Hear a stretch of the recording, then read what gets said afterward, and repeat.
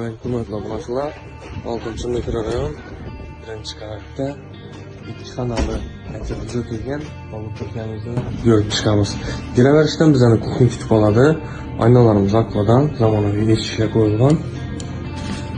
Kuxni mebellari, rasmita, kontaner kachonlari hammer aboydan chiqib turibdi. Yerimizni böyle uголок koyup fakat balon yer böyle böyle televizör asıl. 15 eşya sıfatlı yerimiz hacetxona sanırım. Valla tuvaleti taza kafeden çıkan acayip bol tuttu. Yanımıza ses al.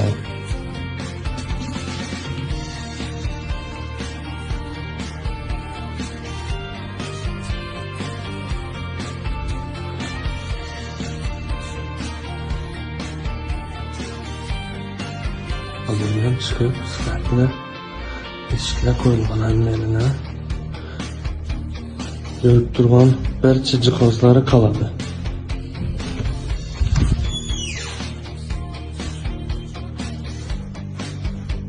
Yanında bak tarafta biz etkenimiz var. Yazda çıkıp oturmakla.